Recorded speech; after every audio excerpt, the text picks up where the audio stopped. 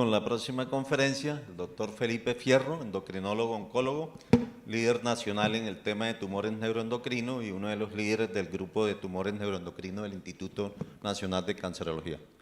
Muchas gracias, doctor. Muchas gracias a Keralty por la invitación, especialmente a la doctora Laura Bernal por invitarme a ser parte de este evento. Este es mi conflicto de interés para esta conferencia y la ruta que les propongo es que vamos a hablar del papel de la cirugía en tumores intestinales y pancreáticos, vamos a hablar de cómo es que seleccionamos los pacientes para la mejor opción en primera línea, hablar un poquito de las terapias combinadas que están teniendo un poco de fuerza en los últimos estudios y que proponen las guías con relación a la progresión. Esta es la guía del tratamiento de pacientes con tumores neuroendocrinos intestinales del 2024 de la ENETS, que es quizá la organización que más se ha dedicado al estudio de estos pacientes. Y para hablar de la cirugía, ellos nos recalcan que es muy importante que los pacientes tengan profilaxis para crisis carcinoide, porque recordemos que entre un 20 y un 30% de estos pacientes con neuroendocrinos intestinales secretan serotonina y podrían hacer crisis.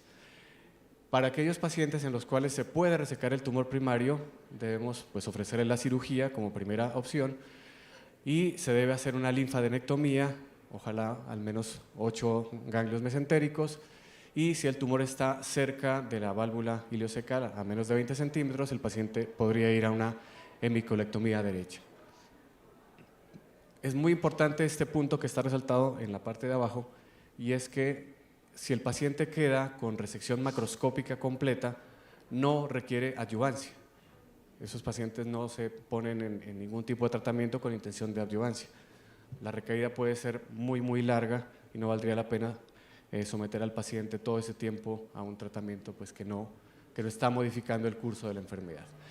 Cuando el paciente tiene enfermedad metastásica, podría ocurrir que tenga un patrón simple en el hígado con lesiones unilobares, una baja carga de enfermedad, y entonces se puede hacer una cirugía en un solo paso, es decir, operar el primario y operar las pocas lesiones metastásicas que tenga. Cuando el paciente tiene un patrón más complejo, bilobar, o una carga de enfermedad abdominal más grande, se propone hacer una intervención en 2 pasos, y esta es una gráfica de una publicación de revisión en el New England que me pareció muy interesante. Es un paciente como los que usualmente vemos con enfermedad multilobar. Lo que le hacen a este paciente es inicialmente resecarle las lesiones que están hacia el lóbulo izquierdo, hacer ligadura de la porta derecha, el lóbulo izquierdo se crece, le hacen intervención terapéutica que reduzca de tamaño el tumor y posteriormente le hacen una hemihepatectomía derecha, con lo cual el paciente queda, como ven ustedes aquí, libre de enfermedad. Y también nos hablan de qué hacer en el paciente con enfermedad que de entrada no es resecable, que también es un grupo de pacientes importante. Y miren que ellos ponen que se considere la resección del primario incluso si no se intervienen las metástasis, sobre todo en aquellos pacientes que tengan síntomas por efecto del primario. Recordemos que estamos hablando de un tumor intestinal que puede dar obstrucción intestinal, que puede tener desenlaces fatales, o compromisos mesentéricos que pueden dar angina mesentérica. Entonces, las intervenciones quirúrgicas pueden aliviar los síntomas, así no se intervenga las metástasis. Y al respecto traigo esta publicación en pacientes con enfermedad avanzada, es un registro retrospectivo con 854 pacientes a 392 de los cuales se les hizo resección del primario, y vemos cómo la supervivencia general mejora en aquellos pacientes a los que se les resecó el primario, una supervivencia general de 38 meses versus solo 10 meses en los que no se interviene el primario, a pesar de que no les intervinieron el hígado. Es decir, solo resecar el primario modificó la supervivencia general. Y esta es la guía NCCN para páncreas, y en ellos también nos ponen el tratamiento quirúrgico como una primera opción en aquellos pacientes con baja carga de enfermedad. Pero aquellos pacientes con alta carga de enfermedad también nos proponen la cirugía en la medida de lo posible, es decir, discutirlo en un grupo multidisciplinario, porque las intervenciones quirúrgicas en páncreas también modifican la supervivencia general. Y esta es una publicación del 2023, también retrospectiva de una base de datos en Estados Unidos, con 2.613 pacientes, el 68% de ellos operados, del primario y miren cómo la supervivencia general es de 64 meses en aquellos que se operó el primario versus solo 24 meses en los que no se operó. Entonces, la invitación es a que la resección del primario en los tumores neuroendocrinos metastásicos puede modificar la supervivencia general. Hay que hablarlo con nuestros cirujanos para proponer este tipo de intervenciones. Y vamos a hablar de cómo seleccionamos las líneas de tratamiento en los pacientes con enfermedad avanzada, y estas son todas las características que el paciente tiene y que nosotros debemos descifrar cuando se presenta nuestra consulta. Yo las organicé ahí como medio arbitrariamente desde el punto de vista de la experiencia y de lo que está publicado, y puse a su izquierda las que hemos considerado que son las más importantes, porque a veces el paciente llega con cardiopatía carcinoide y eso afecta su estado funcional. Entonces hay terapias que están proscritas en ellos. El paciente puede tener síntomas por secreción hormonal o síntomas por efectos de masa que requieren una intervención prioritaria, o tienen una carga tumoral que puede ser baja y ser resecada, o puede ser tan alta que nos indique la necesidad de terapias que tengan la posibilidad de citorreducción. La expresión de receptores 2 de la somatostatina es fundamental, porque al menos la terapia con análogos y con radionúcleos depende de la expresión de estos receptores. El grado histológico es una variable adicional, no debe ser la determinante de las conductas, porque, por ejemplo, hay tumores bien diferenciados de grado 3 que clínicamente se comportan más como un grado 2 y los debemos tratar así. Pero hay otros que se parecen más a los carcinomas y debemos tratarlos diferente. Y el sitio del tumor primario, porque como veremos en las diapositivas siguientes, hay algunas diferencias en la respuesta, sobre todo a la quimioterapia. La velocidad de progresión, pues en la primera línea casi que no tiene alternativas de ser valorada. El paciente nos llega por primera vez, debemos tomar una decisión, no alcanzamos a comparar imágenes previas. La captación FDG puede guiar el pronóstico, pero no determina la terapia, ni siquiera la terapia con radionúcleos, digamos que se modifica ante la presencia de captación FDG. Lo que determina la terapia con radionúcleos es la expresión de receptor 2 de la somatostatina. Y las preferencias del paciente, que de pronto en otros tumores y en otros escenarios tenga mucho que ver. Cuando solo tenemos 4 o 5 alternativas de tratamiento, dejarle escoger al paciente tal vez no es la mejor opción, ¿no? Podemos negociarlo, claro, pero explicándole las pocas opciones de tratamiento que tenemos. Volviendo a las guías, esta es la guía para el manejo del paciente con enfermedad avanzada, y en los tumores de bajo grado, con muy poca carga de enfermedad, más bien estable y que pues, no sea operable, el paciente podría entrar en un esquema de vigilancia activa. Sin embargo, son pocos los pacientes que caben dentro de eso, pues, porque digo, si tendría tan baja carga de enfermedad, pues sí, tal vez la cirugía es la mejor opción. Para los demás, la primera línea de tratamiento son los análogos de somatostatina, pero en aquellos que no se documenta la expresión del receptor 2 de la somatostatina por imágenes, everolimus pasaría a ser la primera línea. Y en aquellos de grado histológico 2 con un Ki-67 de más del 10%, y en aquellos de grado 3 están metidos en los cuadritos varias opciones de tratamiento, pero la que ha cogido más fuerza recientemente es la terapia con radionúcleos. Y aquí de manera transversal en los tumores intestinales, que la mayoría, dijimos, pueden estar complicados, no la mayoría, que el 30% pueden estar complicados por secreción hormonal, debemos tener en cuenta las terapias dirigidas a reducir la carga tumoral a nivel locorregional en el hígado, bien sea por embolización o por ablación por radiofrecuencia, porque reducir la carga tumoral, así no sea más del 70%, va a reducir la secreción de hormonas y eso tiene impactos en los síntomas de los pacientes. En páncreas también se tiene en cuenta si la imagen es positiva o negativa, principalmente para determinar el uso de análogos de somatostatina. Porque en aquellos pacientes que tengan síntomas o una alta carga de enfermedad o un rápido crecimiento, básicamente la quimioterapia sería la terapia de elección. Y en los siguientes 4 o 5 diapositivas voy a mostrarles unos cuadritos que elaboré para determinar cuál sería el mejor candidato para cada terapia. En el cuadro de la izquierda de ustedes estarían las características que debe tener el paciente, y en el cuadro de la izquierda estaría la mejor evidencia que disponemos. Empecemos con los análogos de somatostatina. Serían pacientes que tengan síntomas por secreción hormonal, independiente de que tengan una imagen positiva o negativa para receptores. Se debe hacer una prueba terapéutica con análogo de acción corta. El Ki-67 no debería superar el 10%, pero ya les digo que hay tumores grado 3 que pueden tener buena respuesta, es decir, el Ki-67 no debería ser una camisa de fuerza.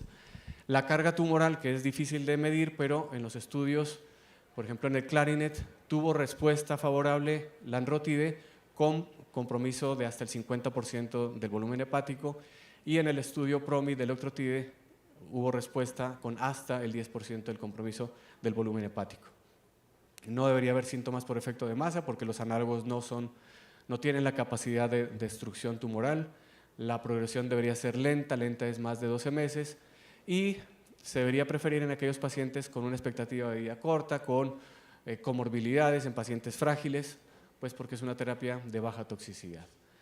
En la evidencia están los pacientes de tumores intestinales y pancreáticos, incluidos solamente en el estudio con lanreotide, no en el de octrotide, y una proporción de pacientes con enfermedad estable en el lanreotide hasta el 63%, con octrotide el 35%, y la duración de esa respuesta mayor a 24 meses en el grupo de lanreotide, y en el estudio de octrotide fue de 14 meses.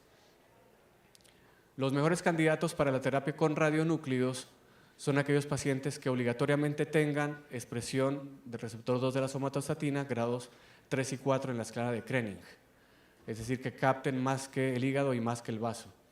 Deben tener o podrían tener síntomas por secreción, porque el lutecio puede reducir la carga tumoral, pueden tener síntomas por efecto de masa con ese mismo principio. La carga tumoral puede ser moderada o alta.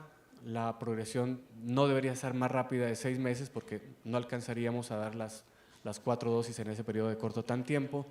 Debe tener buena función renal, debe tener buena función cardíaca y debe tener una buena reserva hematológica por el perfil de toxicidad. Y en primera línea hay una muy buena evidencia en tumores con grado histológicos 2 y 3. Es el estudio NETTER-2 con una enfermedad estable que se alcanzó en el 48%, una respuesta objetiva del 43% y una supervivencia libre de progresión de 22 meses. Para capecitabina y temozolomida, la evidencia es principalmente en páncreas, o sea que ellos son los mejores candidatos para este tipo de tratamientos. El Ki-67 podría ser hasta el 55%, pero la mayoría de estudios incluyeron pacientes solamente con Ki-67 hasta el 20%. La carga tumoral suele ser moderada o alta en los estudios, la progresión de la enfermedad suele ser menor a 12 meses y se requiere que tenga una buena reserva hematológica por su perfil de toxicidad. No hay estudios específicos de primera línea para temozolomida o la combinación en tumores neuroendocrinos, la mayoría son en segunda o tercera línea, y este que traigo aquí es para mostrar la comparación entre capecitabina y temozolomida, que es lo que usualmente se emplea, versus temozolomida sola, y en términos de la tasa de respuesta objetiva no hubo diferencias, pero en términos de la supervivencia libre de progresión sí hubo un beneficio mayor en aquellos pacientes que recibieron la combinación, con una supervivencia general que no fue alcanzada en ese grupo de la combinación versus 38 meses en los que recibieron solamente temozolomida. Everolimus, habíamos dicho que se usa principalmente como primera línea en aquellos que no tengan la expresión del receptor 2 de la somatostatina, evaluado por imágenes, un Ki-67 que en los estudios no superó el 20%, una carga tumoral moderada o baja, que no tengan síntomas por efecto de masa porque vemos que no hay muchas tasas de respuesta objetiva, y una progresión que no debería ser muy rápida para escoger everolimus como primera línea. La evidencia de primera línea acaba de ser publicada, el estudio StarterNet, que lo veremos también en unas siguientes diapositivas, es un estudio fase 3 y la respuesta objetiva en el brazo de everolimus fue del 8.3%, es decir, no se espera mucha respuesta parcial. Y la supervivencia libre de progresión no es diferente a lo que hemos visto en las publicaciones de everolimus en segunda y en tercera línea, alrededor de 13.6 meses. Hablemos un poquito de la terapia combinada en primera línea, y este es el estudio NETTER-2 que comparó la eficacia de lutecio más análogo de somatostatina versus el análogo solo. Eran el 54% de los pacientes tumores pancreáticos y el 30% tumores intestinales. y el 66% fueron grado 2, pero un 34% de los tumores fueron grado 3, que esto no había ocurrido en estudios previos. Y miren que el brazo de la combinación de lutecio más análogo fue superior en términos de supervivencia libre de progresión con respecto al grupo que recibió análogo de somatostatina.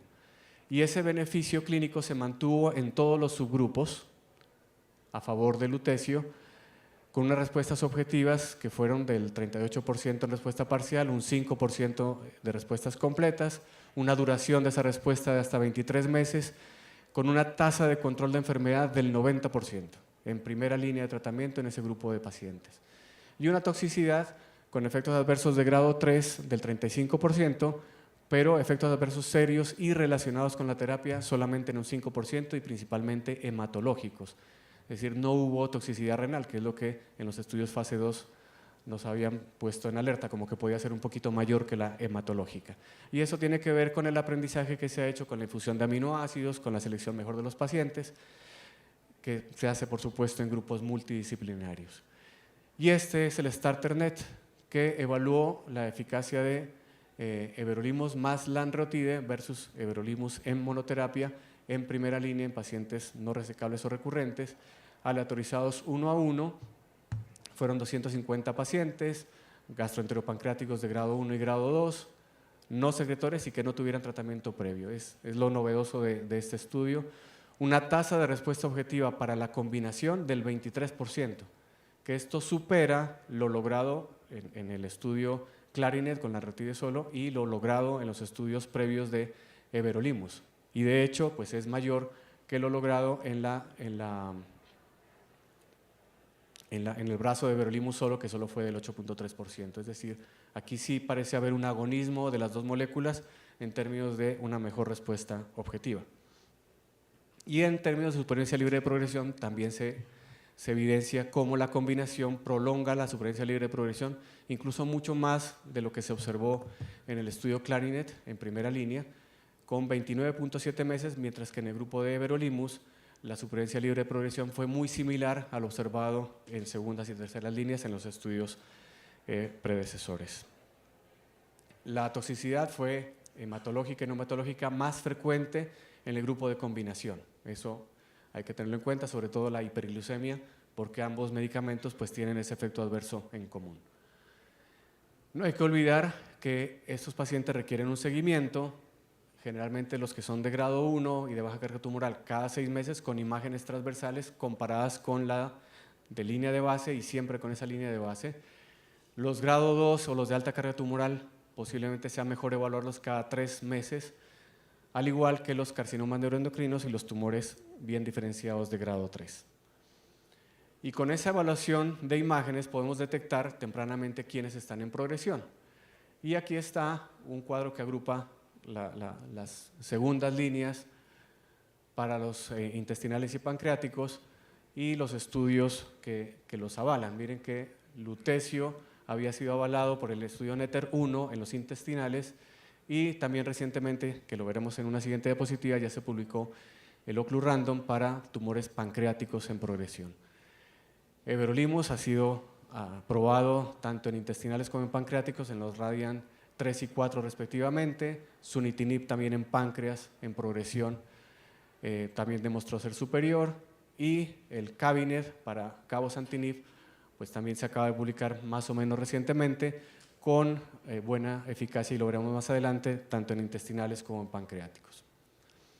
Entonces aquí unas grafiquitas rápidas para resumir estos estudios. El de sunitinib ya publicado hace varios añitos, con un beneficio de respuesta objetiva más bien modesto, de solo 9.3% de tasas de respuestas parciales, una supervivencia libre de progresión que fue de 12 meses, pero es que el grupo placebo progresó muy rápido a los 5 meses, y una mediana de supervivencia general que sí fue casi que alcanza la significancia estadística, pero recordemos que este estudio se paró anticipadamente porque precisamente por ética se tuvo que parar porque en el grupo de placebo estaban falleciendo más los pacientes.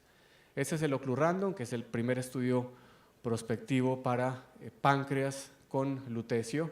Fueron 84 pacientes y la supervivencia libre de progresión a los 12 meses fue del 85% versus 41% en el brazo de sunitinib.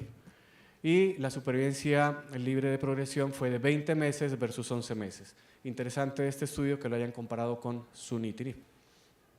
Y este es el cabinet para hablar de la eficacia de cabozantinib para tratar tumores neuroendocrinos, tanto intestinales como pancreáticos, en estado avanzado. Una tasa de respuesta objetiva en páncreas que es bastante llamativa, de un 19%, interesante para tener en cuenta en aquellos pacientes con alta carga tumoral o síntomas por efecto de masa.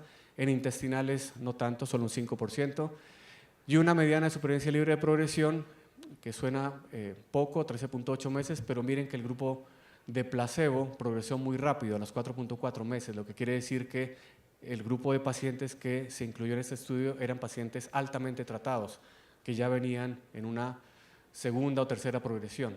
De modo que esos 13 meses son bastante significativos para un paciente que ha tenido 1 o 2 eventos de progresión previas.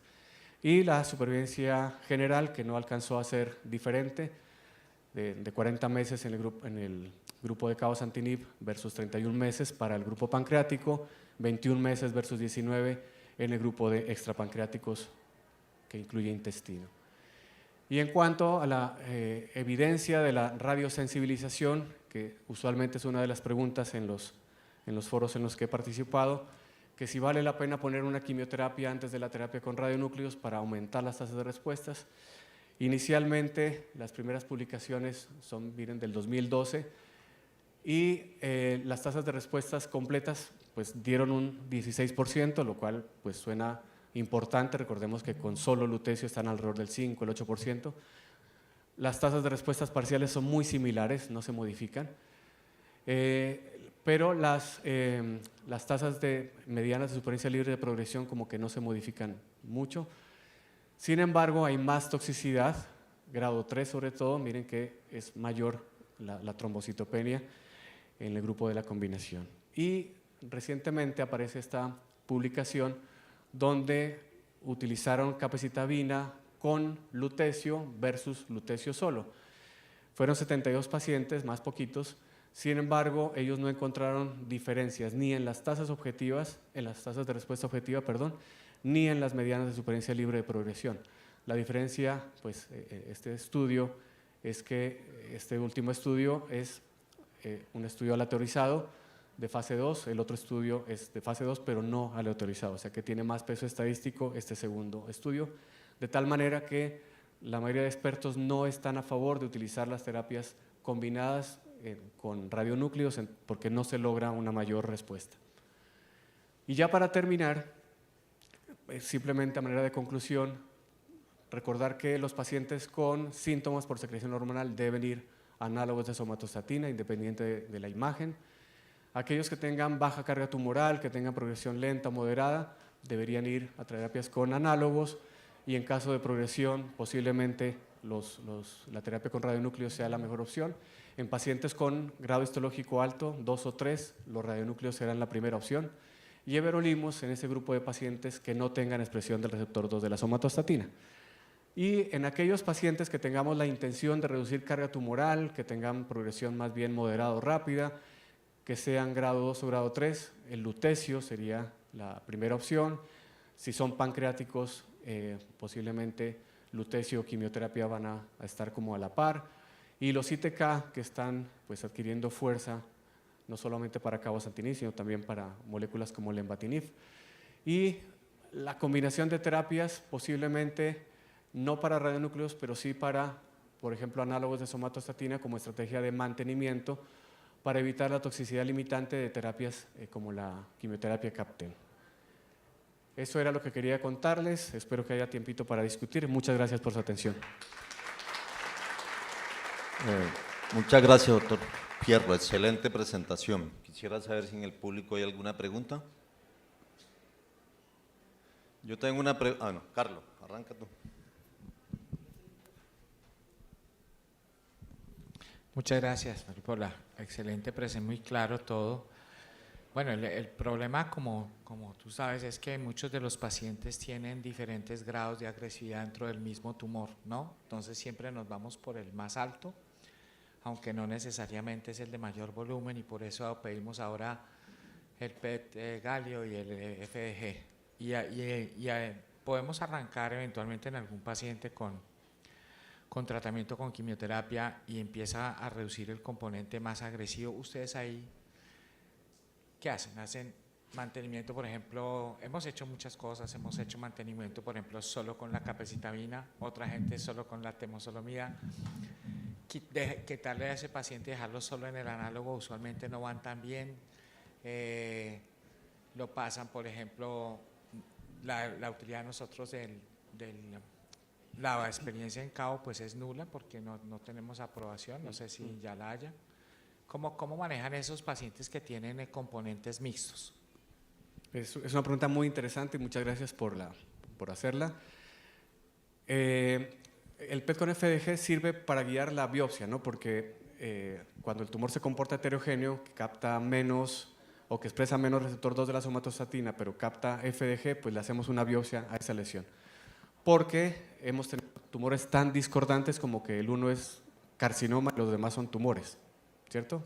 En ese caso, pues la quimioterapia irá de primero, y suponiendo que haya tenido respuesta en esa lesión que fue la más agresiva y las demás se quedan estables y el paciente continúa con una carga tumoral importante, preferimos utilizar la terapia, por ejemplo, con lutecio, una terapia que tenga demostrada también la posibilidad de reducción de eso. Si la carga tumoral no es muy grande y el paciente, digamos, tiene un riesgo de toxicidad limitante, los hemos dejado con análogos de somatostatina hasta cuando vuelva a tener un evento de progresión. Y también se ha hecho terapias locales hacia la lesión discordante, ¿sí? O sea, se ha podido convencer al cirujano de operar la lesión que sea FDG, diferente, ¿sí?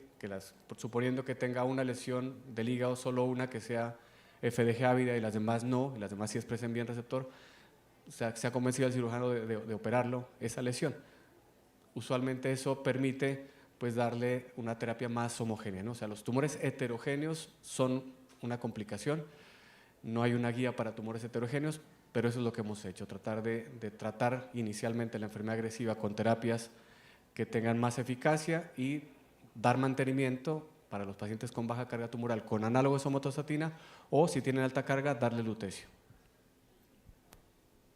Perfecto. ¿Y qué experiencia tienes con CAO o con LEMBA?